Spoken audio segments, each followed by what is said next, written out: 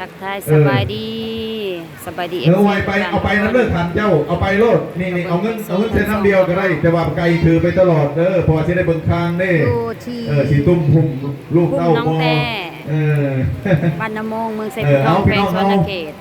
ที่ว่าได้มาห่วงในงานแม่น้องคิดทำบ้านใหม่นอกตามคำไปห้องไปหาก็ถือว่าได้ผูกแขนในเพิ่นเป็นทีละหนึ่งในการในงานเพื่อให้ลูกหลานเท่าพุกยุมซุ่มปรารถนาสิ่งใดขอให้ได้สิ่งนั้นสมดังมโนหวังจะพาเผาส่วนมาโลกข้าอย่างด้านพิเศษก็คือทางฝั่งตัวเฮานอกคือว่าพวกด้วยท่านพี่น้องเฮาทุกภาคส่วนที่ได้มาร่วมในการในงานวันนี้เนาะได้ทำมาบาสิที่พลอยน้อยใหญ่เดินทางมาชุติมาไปทางประสบผลสำเร็จในหน้าที่การงานครอบครัวให้มีแต่ความสุขความเจริญสุขสุขคนพี่น้องอยากกินอย่างก็คือว่าเอาเงินให้โลดล้างมาโลดอยากชิ้นเอาเงินให้ชิ้นแรงมาอยากฝากเงินให้สิ้นแรงมาเพิ่นว่านี่เนาะความสุขมีแก่พวกเจ้าเนาะในครอบครัวเรือนซามโปรแกรมเซิร์ฟรับประทานอาหารถือว่าการเกี่ยมจัดสรรอาหารทางในเรียงเขาถือว่าเซิร์ฟบรรดาพี่น้องเขากินข้าวกินน้ำน้ำกันซะก่อนเนาะยิงข้าวยิงเมื่อ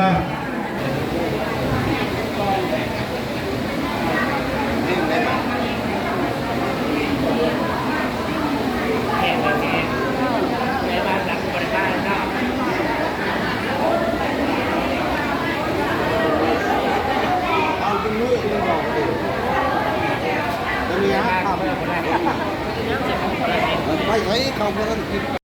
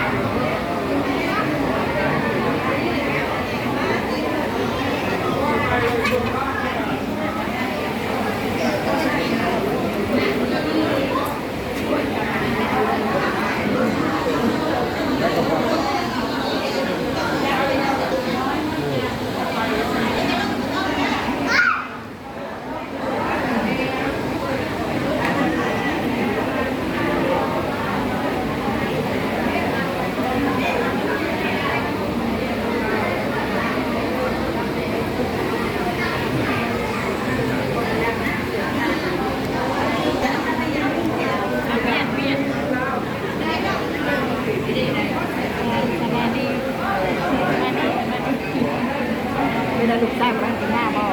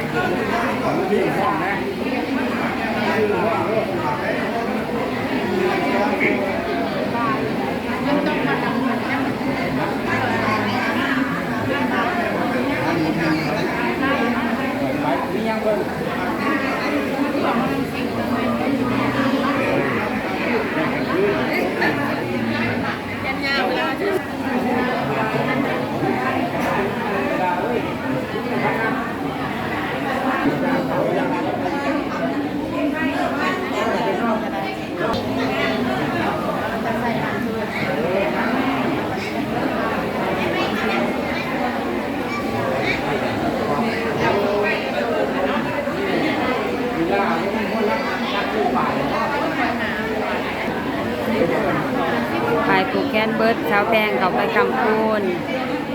แสดงความยินดีเฮ้ยงูกินเขียด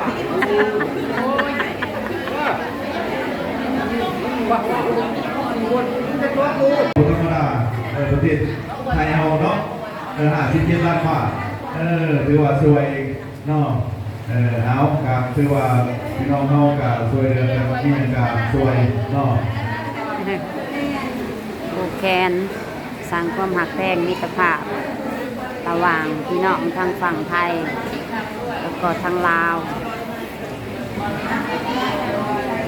ภาพกระชิพังกกเสาเนี่ย โอ้ยที่ใหญ่โดยคิดสิใจดีเนาะ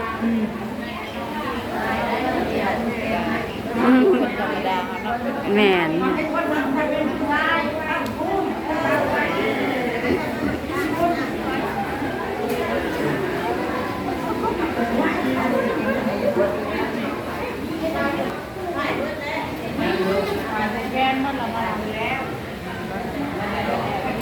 คนที่ใส่แว่นตาแล้วก็แพรเข้ามาหมักแอลเป็นเฒ่าแก่ที่เดินทางมาจากฝั่งไทยพร้อมด้วยญาติพี่น้องและทีมงานรวมกันนี่50 ชีวิตก็ได้แม่น้องคิงคำว่า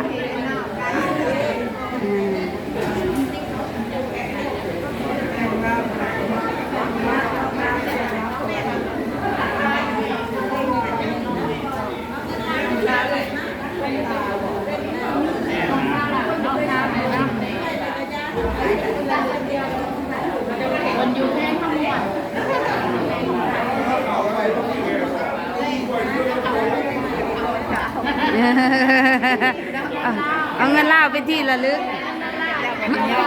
มาแต่ไส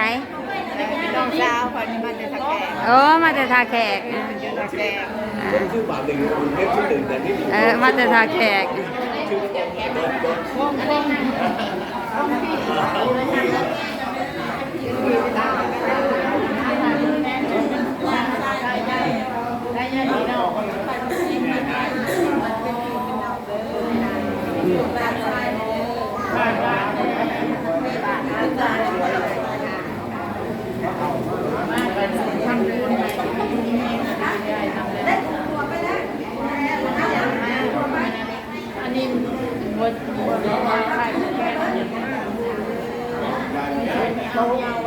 อยากผูกให้แม่ว่าเงิน